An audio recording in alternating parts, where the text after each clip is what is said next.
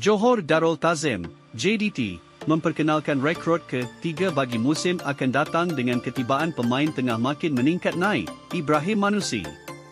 Pengumuman ini dibuat menerusi sebuah hantaran video di laman media sosial yang menyaksikan Ibrahim Manusi hadir menyarung jersey JDT sekaligus menjadi pemain baharu kelab gergasi tanah air itu. Hanya ada satu tempat untuk membawa bola sepak ke tahap lebih tinggi. Selamat datang ke keluarga Harimau Selatan, Ibrahim Manusi, umum JDT dalam sebuah hantaran.